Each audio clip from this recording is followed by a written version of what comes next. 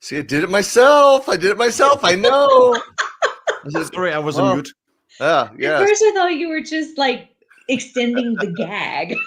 I actually have like stickers. Sorry, I was on mute, but I'm having our stickers. So there's Joy, Christian, and myself. I love it. The very exclusive stickers. Did I give you guys the small version of those? I can't remember. Okay, yeah. So I've got those. So I'll have some more in Seattle next week. So yeah, lots going on. But welcome. Great to see you. I made the comment. I said, here we are for another monthly episode. Doesn't feel like a month. It feels like at most like 3.5 weeks since we've last maximum done this. Time is a social construction, as Joy would usually say.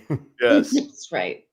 Well, this series is a monthly webcast focused on the rapidly evolving and expanding Microsoft 365 governance story. It seems like there's always something going on with governance. And our goal here is to share insights, best practices, and the latest information about new governance features and capabilities within Microsoft 365, as well as the practical application of those things. So we're dedicated to anything and everything governance in the Microsoft 365 ecosystem. So if you have questions, you have comments, thoughts, things that we should share, guests, any ideas at all, please comment. And for the 18th episode, well, I guess first we'll say what else is going on? Where you guys been? What are you doing now? What's going on? Prepping for Seattle, but it's finally hot and warm in Germany. I don't know the degrees, but yeah. So this is now the time where I'm in 1 hour. I'm on my way to our local swimming pool and just enjoy end of working day. Nice. It's wonderful. I love it. I'm jealous. A few conferences where I'm currently traveling. The next one will be next Saturday, Collab Days, Hamburg, Germany. I will talk about SharePoint, contract management, and advanced quality management topics. And then I will travel to my son. He's going to study for 10 weeks in Stanford, California, and I will travel to San Francisco and visit him for 1 week. That's going to be awesome. My old stomping grounds down there. So I'm born and raised in the Bay Area and spent you're from the Sacramento area, I think. Yeah. We moved there later, but from the Bay Area. But I actually worked down on the peninsula for over a decade. So in fact, I spent a few years at Hewlett Packard in Palo Alto. So throw a rock, hit Stanford campus. Yeah. Excellent. Yeah. So 1 week of father and son quality time.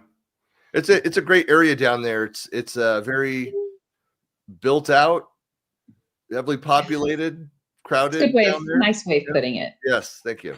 Yes, but it's a beautiful area. Like if money were no object, I would actually live. Folks that from the Bay Area know, I love a little bit south of there, Los Altos Hills. But it's pretty Cabo by the beach or Monterey are beautiful. That's all beautiful as well, further south. But so love that area. But I'm getting ready. Of course, I'll be up in Seattle as well. But in between there. Tomorrow, in fact, I'm loading up the truck and driving. We're making the move to Texas. So have a new place down the Dallas area. Excited to get down there. And so I'm still exhausted, but I see a light at the end of the tunnel in 2 weeks. Moving is work. So there's that, and then fly back here. I have to be back in Salt Lake, and then I go to Seattle, then come back, pick up a car and drive a second time to Texas. So 2 weekends in a row. Get to do that. That's always like 18 hours. That's exhausting. Absolutely. It is. But I'll enjoy that drive. The truck drive, not so fun. Driving my car, I enjoy driving my car. It won't be as bad. So yeah. But listen, for the 18th episode, we welcome our good friend and community contributor and Microsoft 365 Architect, Diego Silva. Let me add Diego. Probably wants to be added to the stage here. He does. He's got lots going on too to share. I guess I should get rid of that. There we go. Yay! Hey. And he's muted. We have so much mail. I had to, right? Well, welcome. So, Diego, for folks who don't know you, why don't you do a quick introduction besides what I just introduced? Yes. Well, fun fact is actually all community events that I've been doing, I always went by my full name, Diego Domingos da Silva. I used to just use a little short, and as Diego Silva, and you're actually bringing that back. So that's kind of cool, actually, when I saw that in the banner. But anyway, I've been working with SharePoint since 2009, which then evolved to Microsoft 365, and now we're back on the whole governance conversation that we had way back in the day. Thankfully, we're back on sites this. Yeah. were flourishing everywhere, right? But this has been my life, different stories with different people, but at the same time doing the same exact thing, just with prettier interfaces now, and with artificial intelligence. Yeah, there's a lot going on. I think that's why we're interested in getting some time with you to talk about. I know that you've been doing a deployment. Like I just got wrapped up with a lengthy Copilot training, deployment, and adoption strategy with a very large global client. And it's interesting looking at all these things where the question is usually asked after the deployment. Yes. Of, well, now we're seeing people are creating agents and they're doing a bunch of things. What's the best practices to manage all of this? It's like, you didn't have time to hear any of this before, any of the planning any listen to any of the advice. You wanted to, let's just quickly, people will basically do the right thing. Let's just roll it. Let's get it out there. And it'll work. Or AI will help, right? Oh, AI will fix Deploy all and the pray. content problems, right? So I think for me, one of the difficulties or like one of the added complications that you have now is the fact that we're in the cloud, right? You're not relying on a server that has patches that you can like time the patches along with whatever work that you're doing. Like I say this all the time. Like we're all learning how to pilot a plane mid-flight while the plane is still being designed. Yeah. So with Copilot agents is the same thing. Yes, you have some governance components, but it's still, let's be honest, it's still a little bit weak, and then things are still happening for us to discover all these agents that are coming out and all that. But I like to pull back a lot because my case is really teaching people that governance is still relevant, that governance still matters, because there's no point on you creating this plan for rolling out agents and all that, when in reality your SharePoint sites are still a mess, when you have information that that is still all over the place, when you have like network drives and then now people don't know where these documents are sitting in a network drive, and or whether they are sometimes in OneDrive also, and then you add the complication of folks leaving the organization. So it's a little bit of everything that I face, and just to add, not to give the full story because we have a whole hour to talk about this, but really convincing leadership and convincing your managers that governance is important, because architects, admins, I feel like one of the problems that I face, and I feel like people like me might face all the time, is that it's hard to convince folks that governance is important until it is, until a major data leak occurs, and then your stuff is all over the internet, and then what? So it's not a very, I hate to say this, but sometimes it's not a very gratifying job, because it's important, and but you either get it or you don't. And if you're lucky to work with like higher management that get that, it's an easier path. But sometimes folks don't get it until they get hit with something big, and then everyone is just scrambling around. I think that's one of the sometimes gratifying, sometimes frustrating things about being in this space, that we, for some reason or other, we chose to be in the governance space, which is that intersection of people and technology. And there's something about human nature. It's almost like I'm not willing to do the hard work until it's proven to me I have to. Yeah. And sometimes, unfortunately, that is a data breach. Sometimes it's the fact that SharePoint search sucks. Why? Because you never throw anything away, and it's having those conversations over and over. Diego, like you said, we've been there, we've seen the things, we have the horror stories. And it's like, you can tell an organization, trust me. I've seen what happens if you go down this path. Don't do it. Oh, but we're different. We'll be fine. I always use the example of like as a child of I'll do the shortened version of the story, but had a sibling that no matter what you told him, like he would do the opposite. And remember having a conversation when I was pretty young, maybe third grade or so, and my mother saying says like that I can tell you, hey, the stove is hot, and I don't need to be an expert in the mechanics of the heating element to know Right. that it's red, it's hot. If I put my hand, I can feel the heat. Therefore, don't touch it. But this sibling didn't matter. Had to go experience life and make all those mistakes. And so my mother said, like, there are some people that can learn from this, see and recognize and learn from the mistakes of others, and others that have to go and experience it for themselves. Yeah. I like to think that those of us that are in the governance space, like we can see, we don't have to experience to know we that. We have seen it. Don't do it. Right. But that's a lot of that. Yeah.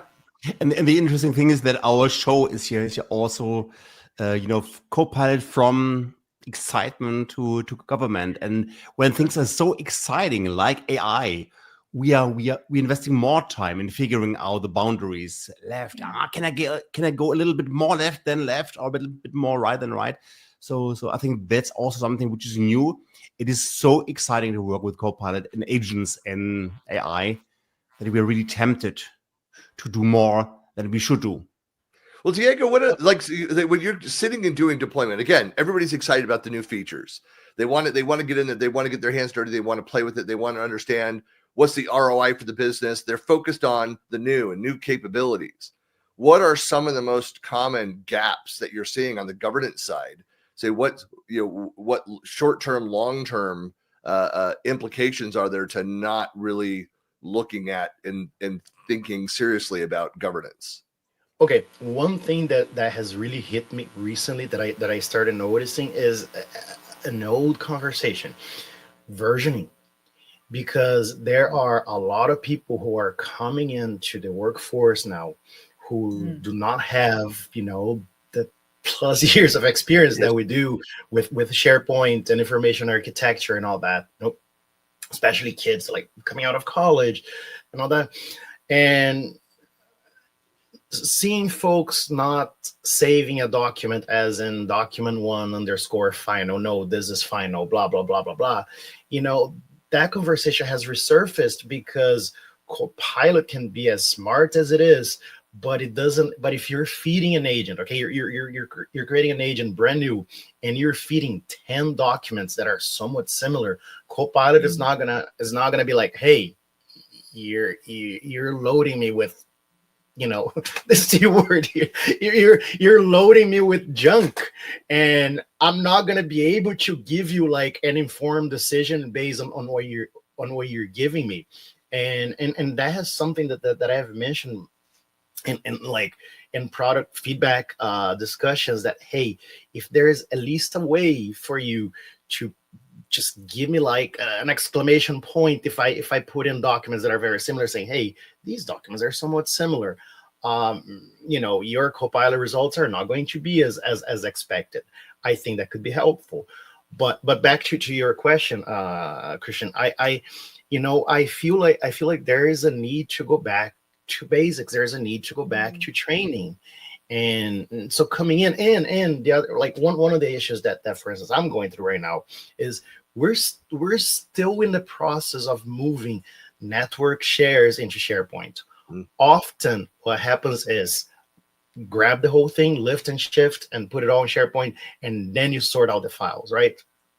In a way, I sort of get that approach, because let's put all the documents in SharePoint, let Purview and let all those tools take care of it. Well, but so the most common, Diego, sorry to interrupt, is because your licensing, you're paying for duplicate licenses for this old system. So a lot of organizations that I've worked with, and we've all been involved in migrations as well. So, but is because they're like, hey, we just, we need to shut down these servers. We need to not pay these other licenses. And so that's a big reason for the idea of the lift and shift, even though you can spend a little bit more time and organize before you move it over. It's like getting ready to move. Let's put things in boxes first, rather than just throw loose items into the moving truck. Also, another thing, Microsoft 365 Archive.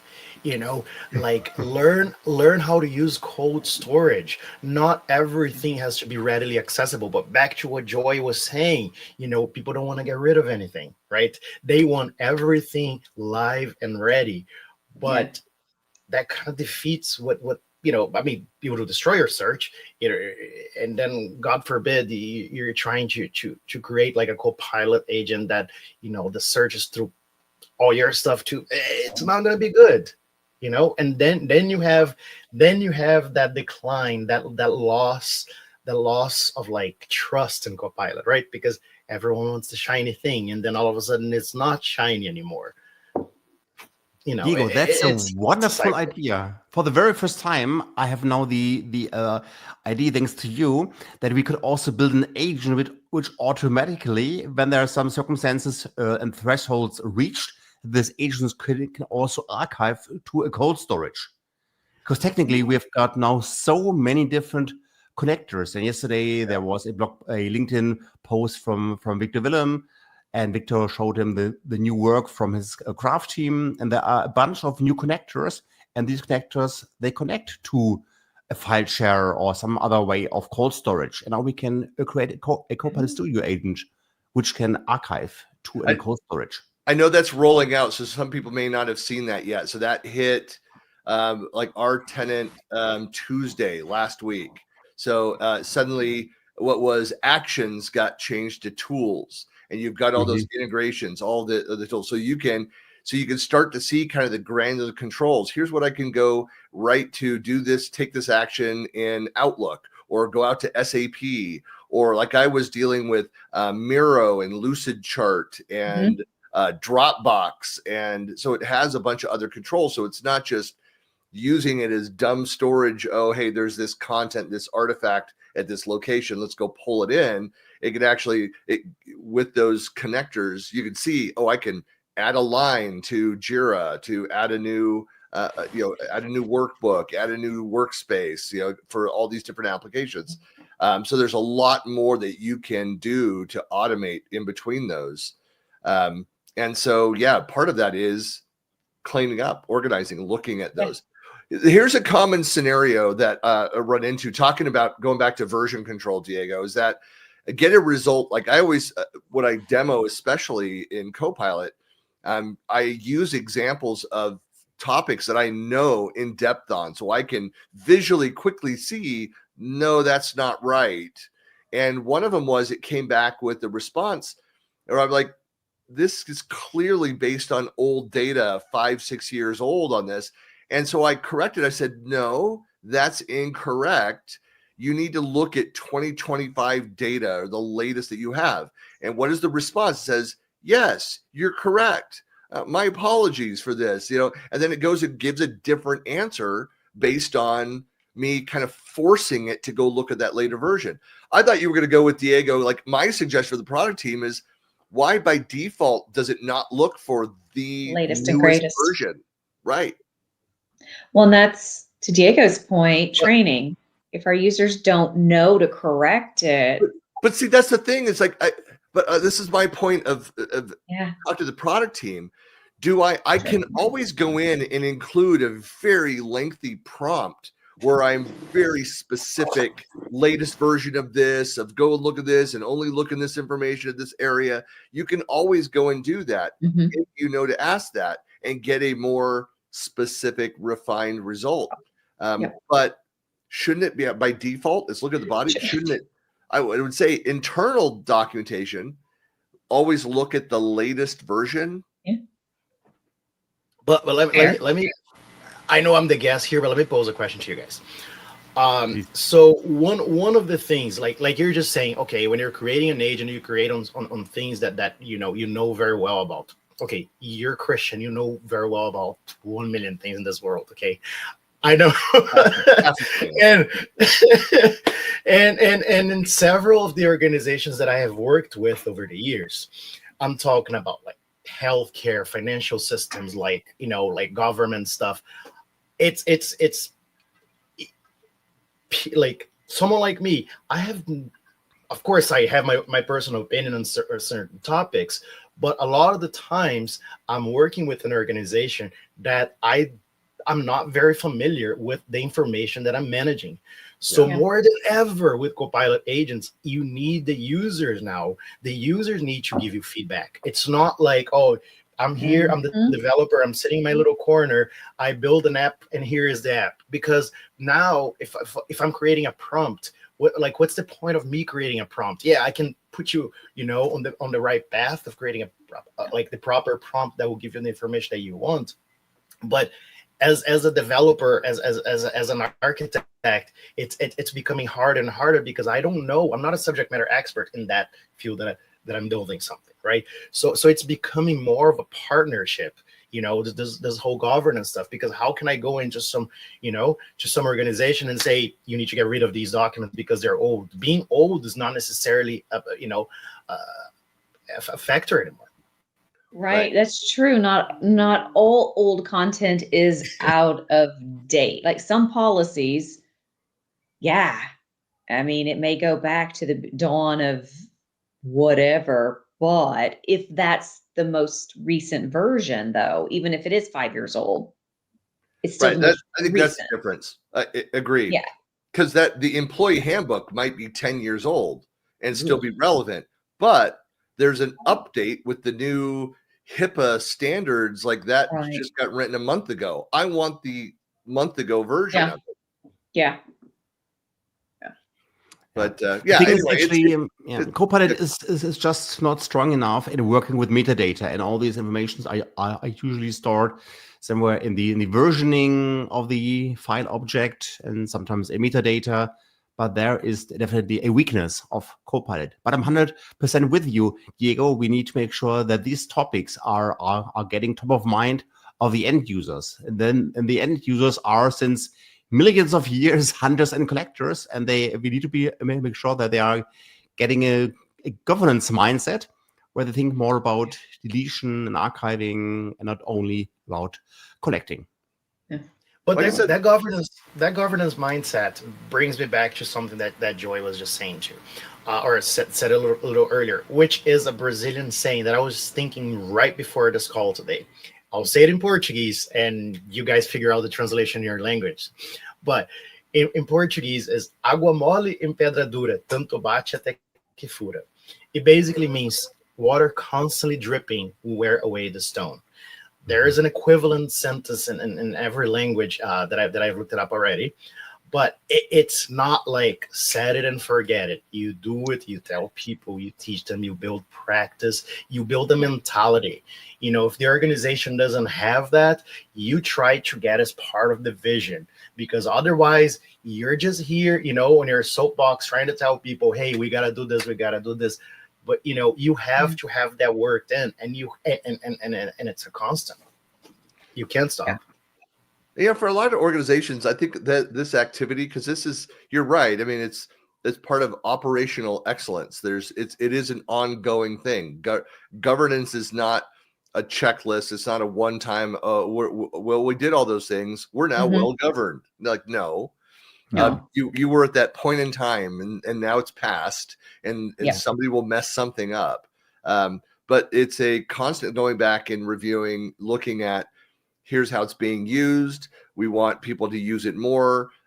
Here are the issues that we're having. There's always feature-related issues, but then there's the data quality-related issues. So you're constantly cleaning those things up. Part of it for an organization, I think, to get them to understand the importance is, I think organizations need help in how do we quantify the benefits? How do we measure what successful governance looks like?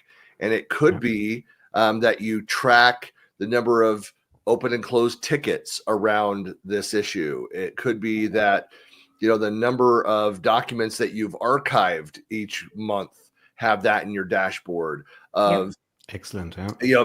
things like that, to go in. You can get really creative around that, but to show that, hey, this is something where there's value that's being I know that there are search tools that are out there. And so back when we'd optimize for search performance, and they'd have kind of standard test search queries and time it and say, oh, we've improved the speed of search against these things. And you almost need to come up with something similar. And I suspect Copilot could help you develop that, but is to develop, some prompts, some different internal tests to look at the quality of what you're getting back out. Yeah. And the other aspect is we need to be a little bit more conscious about our language and our wording. So in our last show, we had Matt Eining from Rancor here, and he said he doesn't like the wording readiness for Copilot, which was created by Microsoft or by somebody else, but Microsoft is using the word readiness, which means that you need to be ready for Copilot. But this whole Copilot and governance thing is not a readiness topic. It's an ongoing daily thing. And that's why I rather prefer this way of mindset thinking, because it's not that you train the organization for a few hours to be Copilot ready and then everything works perfectly. No, it's a daily thing. Yeah. And therefore we need to also treat topics like change management not like a campaign, but more like a daily habit, actually. Well, it's a cultural change. So here's a small question, Diego. How do you make successful cultural change in 30 seconds? And go. You put me on the spot already, but look, it's a continuous improvement. You have to keep doing, you have to keep demonstrating. It is an uphill battle. It doesn't happen overnight. I've been saying this for quite some time already. These changes, especially in Copilot. Okay, for me, I'll tell you one thing. For me, for my organization and the current moment, I'm not even bringing up the word Copilot readiness anymore. I'm like, we need to secure our information, because that has a much nicer ringtone, or it has a much nicer tone to than just saying Copilot readiness. Because sometimes people are like, we don't want to do Copilot. We're just doing Copilot as a test. I'm like, okay, but the governance doesn't sleep. Still needs to be done, regardless. Right. Correct. Yeah. It's which is a risk management discussion. It's to say, look, our intellectual property. This is the phrasing that I always used when I was doing this, coming up in the information management space in the late 90s and early 2000s. It's like, we have potential risks with our IP. We need to secure our IP and understand, how are people sharing? Where is it stored? How's the handling of this? Kind of each of those different stages. And if you're going for any kind of, government, security compliance certifications, you have to have all that documented. Mm-hmm. What Diego and I did, I shouldn't say Diego and I, Diego did a session in New York recently and then invited me to crash it, which was a ton of fun. So I virtually crashed his session. But, he was talking through, like, you got to a point and then it kind of, adoption was upticking in some areas, but then you kind of had to, like you said, back away from even saying the Copilot word, because there were some red flags that came up. You're like, you know what? Sometimes you have to pause the buzzword work to actually do the real work, so the adoption can actually be successful and continue. And I think it's where that partnership, where the business and IT is so very, very important, is to build that trust up. So you can, Diego, as their trusted advisor in this, go, let's look at this, because we will find success addressing these topics. Then we can continue. Right. Like in my case, I one of the ways is to work those in my projects for the year. Maybe I can't convince upper management, but I say, hey, my goals for the year, one of them is improving governance. One of them is ensuring. Now hear me out, because this is one that I'm starting now. Maybe in a few months from now, we can have a follow-up discussion. I'll tell you how I went with that. But one of the things that I started looking into is removing the everyone except external users from the organization, from the organization, right? That was the one group that, hey, if you just want to add everyone to your site, add to it. So years and years and years of people just adding that left and right whenever they wanted to share a document with the whole organization, right? Now Microsoft's like, I suggest you stop using that. When they say I suggest you stop using that, just watch. It's going to be a few months down the road that they're going to be like, we're killing that group. So when I heard that, that to me is like my first warning sign. Stop using it. So I'm starting now a plan to phase that out, to ensure that content is only shared with people that it needs to be shared with. So I always bring this up once in a while when this topic comes up. I will say that at the annual MVP summit a few years back, when I remember was sitting in the room for a team session, and it was Caruana Gatimu at Microsoft, and the product team came in, made announcements when there were probably 300 plus MVPs that were focused on information management collaboration topics sitting in the room for these teams updates. And they announced the creation of the all company team to be able to have like everybody in the company on that. Everyone booed loudly. Like there's like bad idea. And what it was Microsoft being pressured by some very large customers that wanted to essentially use Teams as an intranet. And we're like, this is against everything we've been talking about. It's like, I'm a member of teams that are relevant to me, and people will invite me into teams. Like, I'm not on that project. I'm not going to do anything on it. It's like, decline. Don't need to be in that space. And so by having everyone in the company can be in this team, I'm still against it. Is that what happens is that everybody throws anything in there. Yep. There's no governance. There's no cleanup around that. It doesn't make sense. And it's the Hotel California of teams. That's right. You come in, but you will never leave. You used to create those. I honestly can't remember because it's been a long time since I did it. But I think you could do like between like 3 and 5 or something like that, right? I honestly can't remember. Something like that. I think 5. Anyway, it was a proud moment where I didn't think that there was going to be that kind of overwhelming response from the fellow MVPs around that news, but that largely people got it. Like this causes a lot of problems. I understand why Microsoft did it from a financial standpoint and the pressure of these large clients, but it's like, no, there's a reason why there's an intranet versus Teams. And so anyway, I want to get on a soapbox around that, those differences. I realize, if you're a company of a certain size, there's not the need for a formal intranet out on SharePoint, for example, but I would argue with you that there is. You don't have to be a large organization to have complex information management needs. Don't. So, but anyway, that's that concept, Diego, of, well, it's kind of like sharing a link with anyone in the organization. Today, that might be 100 people. But you don't know what that's going to look like in 6 months. And that link is still out there and anyone gets it. There might be a whole new department in a year if you're a growing company. Is that okay? Or can't answer that question today. So that's going to, may the force be with you.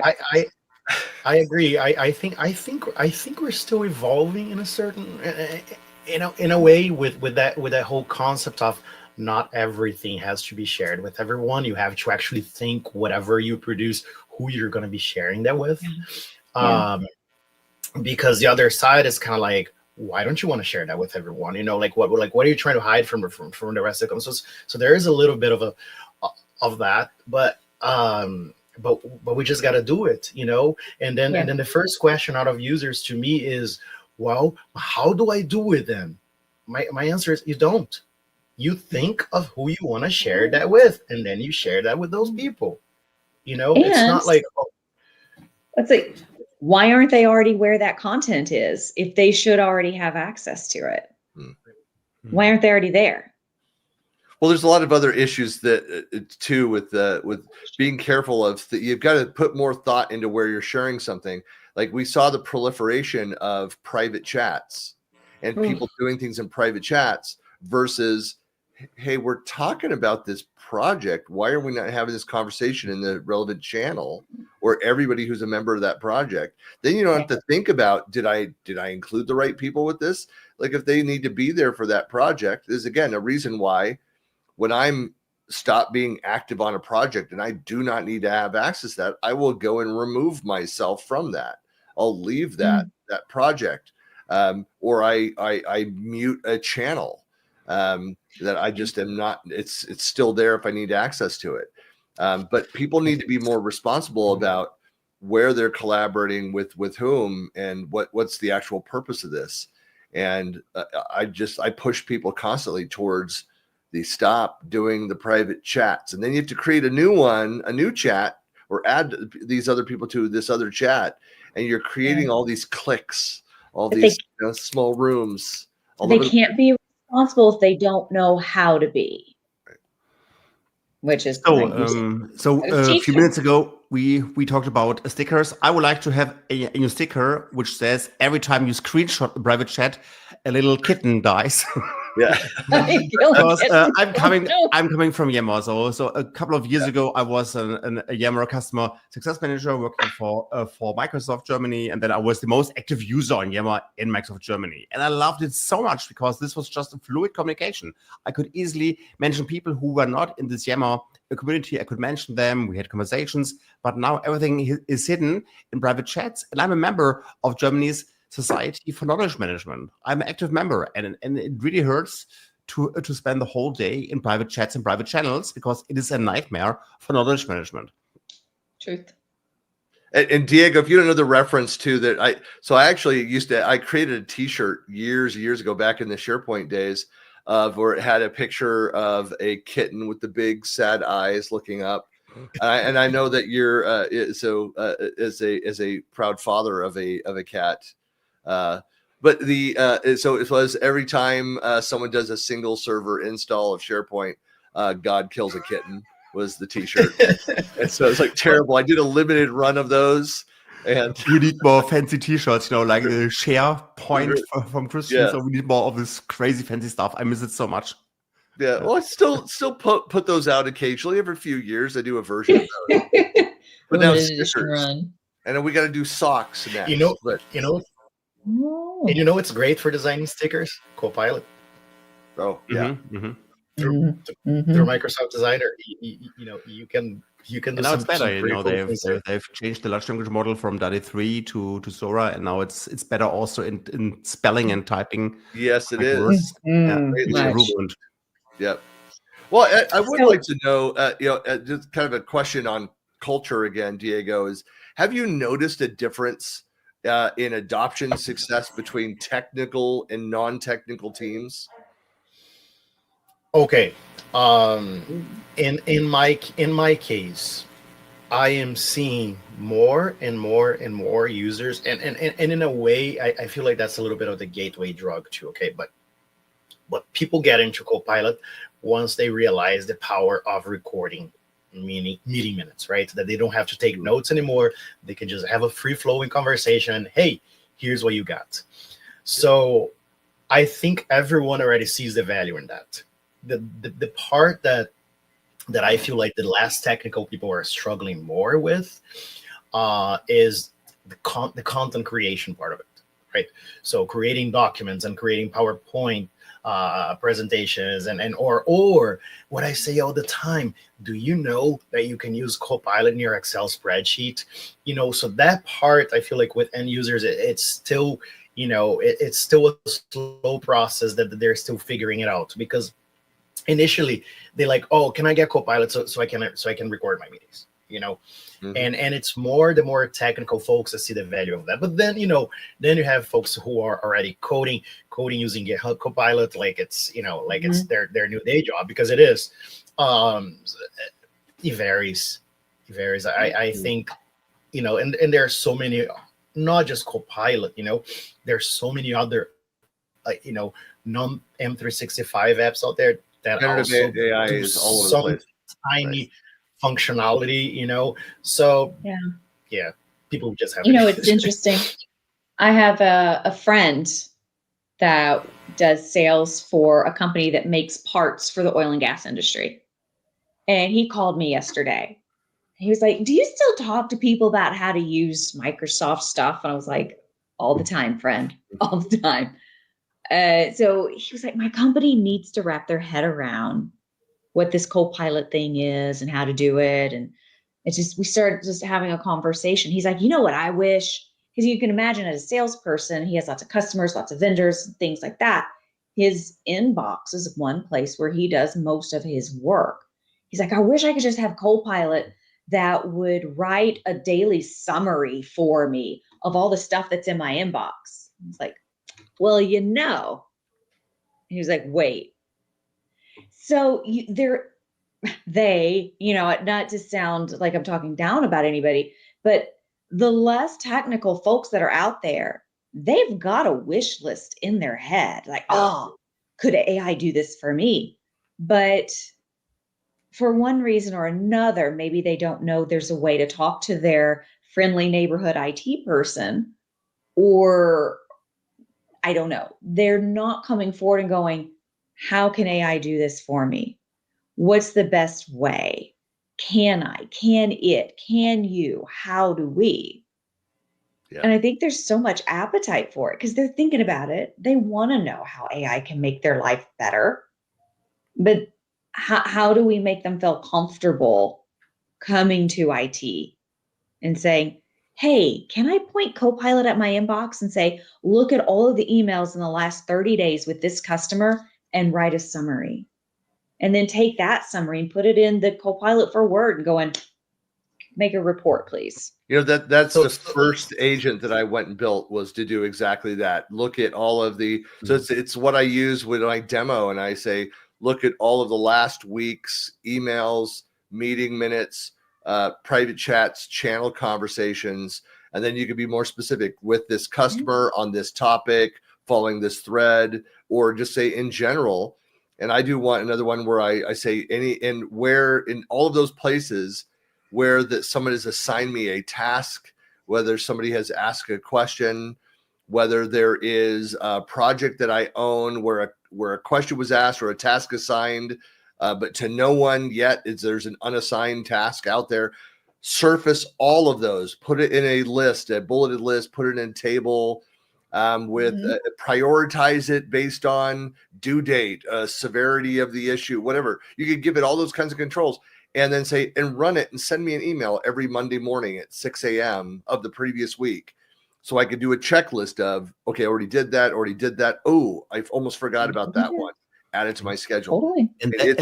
And that's not possible. So I've seen a few days ago, in the past we had this Copilot actions, and then they were rolled back. Yeah. But now, since a few days, you can schedule a prompt. So you have your favorite one-stop prompt about your top 10 emails, top 10 channel conversations, top 10 private chats, and then you get a daily summary, and you can schedule it that it runs every single day at 6 p.m.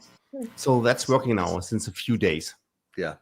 So I have And some it's a game changer. So I'm using this daily recap prompt since the first day of MVP Summit, because Andy Honeycutt shared this monster prompt with me, and I'm running it every single evening.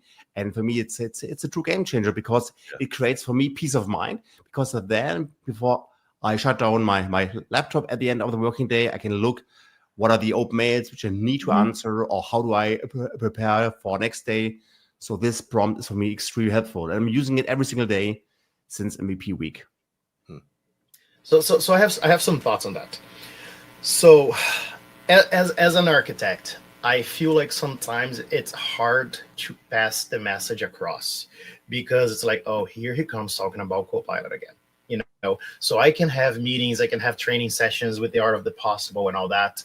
But if I'm speaking, people feel like I'm pushing that down their throats, Mm, right? mhm. That's why I feel sometimes having user groups is important. And you know what I find to be like really effective is when user A shares their prompt with user B.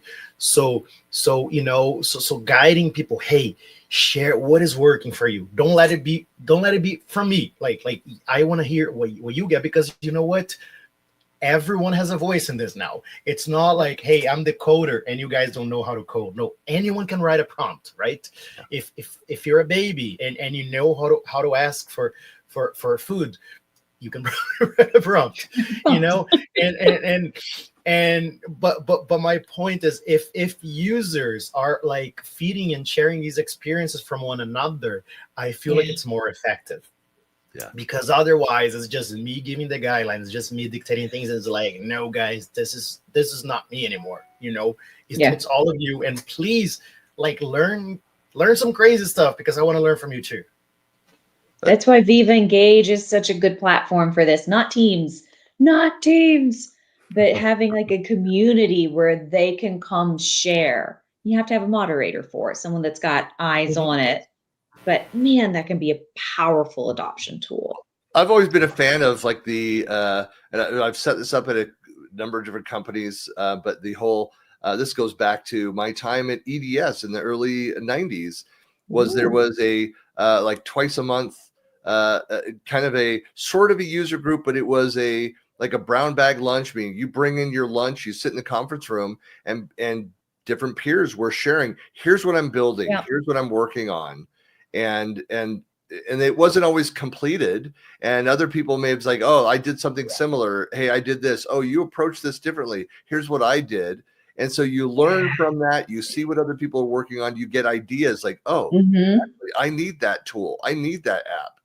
And to go and institute something like that, saying, hey, now every Friday, this room is dedicated to this, and then you have to do a little bit of upsell to get people to show up for this. Once they see that, hey, it's non-confrontational, people are like sharing things, you start to get people that will be like, hey, I've got something I'd be happy to come share next week. Here's like a community, Christian. Right, almost like a community. Right, fancy brand new ideas, Christian. It's crazy. I know, it's crazy. I know, but it just might work. Classic movie there, Master of Disguise. For those who don't know, if you don't have children, it's just a what is it, a Dana Carvey? Dana Carvey. Oh my God, I remember that one. Yeah. So it's one of the something that my now adult children's will still quote once in a while. Someone will drop the random turtle. Yeah. Anyway, you've got to go see it. Yeah. It's a movie. He wrote the movie for his kids, and so it's really is a movie for Dana Carvey's kids, and kind of all of the jokes and things that he did with his family, and then made it into a spy movie, sort of. That's just ridiculous for kids, but it's fun. It's fun. Well, Diego, really appreciate your time. I know that we're just over here on the time, but really appreciate them. This is just one of those ongoing discussions that we need to have. It's healthy inside your organizations just to talk about this. What are the cultural implications? We didn't even get into the whole issue of whether leadership supports it and they're on board and supporting it. It can be difficult if you don't have somebody, some leadership stakeholder in all this to help move things along. But it's healthy. It's the right way to do it, is just to start the conversation about what could we be doing. And it doesn't have to be like, you don't have to hire some expensive outside consultant to come in and move things. That you can do it from the ground up, just by getting people to recognize, here are things that we should be doing. What can we do now? Exactly. And there's also no blueprint for governance which fits into for each organization. We just need to increase the culture of having conversations about governance. How to improve, what goes well, where are we failing, how can we improve, how should we iterate? So we need this kind of culture when we talk more about governance. Now, if you reach out to any one of the four of us, we will have strong opinions. We'll tell you exactly what we think you should be doing there. and give you process and structure, but yeah. But I do like your we got suggestion. opinions. I like your suggestion, Diego, though. Sometimes you have to step away from the buzzword and go, this is our focus right now. Don't worry about that. Right. I think that's something we all needed to hear, I think, especially those folks that are in the trenches now. You don't have to focus on the buzz. You can focus on the practical. But one final piece of advice that I would give is the Amen. following. Don't assign licenses based on job title. Assign licenses to people who actually use them, because a lot of times you just give away licenses to people because you want to be nice to them. Hey, here's the shiny thing, and no one is using the shiny thing. And then the people who actually need that, they don't have it. So be conscious of who you're giving. Like if you're having a limited amount of license, if you have it for the whole organization, great, but not everyone's got that, right? So if you're giving out to an initial group of people, give it to the ones who are using, and do not be afraid of taking the licenses away. Like create a cycle, create a review cycle. It's like, hey, if you don't use it, we're going to reassign to someone else. Do that from day one, so people know that, hey, if you're not using it, we're going to reassign it. And it's a little different than what it used to be, but it's gotta be done. Yeah, that's a good point. Well, thank you so much for joining us. And I know we've got a busy schedule coming up. I believe we have our next 3 months. We have our guests all locked in. So we've got a whole plan here. Maybe we need to create the artwork months in advance and be able to advertise, like, look at here's what's coming up. Yeah. That's a little extra effort that, maybe somebody needs to do that thing. But yeah. When anyway. you're the navigator on one of your road trips, you're taking a break from behind the wheel. Yeah, that's Or right. you delegate it to Copilot. I could give it the template, see what it comes up with. Yeah. It would come up with something that is akin to, looks similar to the template, but it's not quite the template. But it's getting there with those. I don't care. I just need to look a little bit more beautiful. That's everything that matters.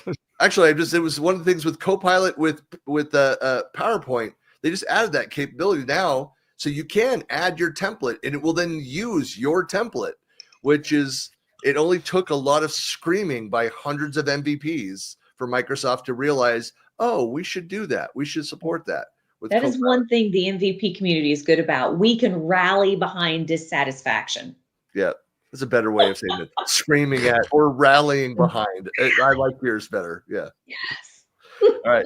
Well, thanks a lot, everybody. Thanks, Diego, for being on here. Thank And you, we'll guys. see everybody in 30 days. We'll 30-ish days for the next one. So we'll see you next month. Again, see you guys soon. Bye.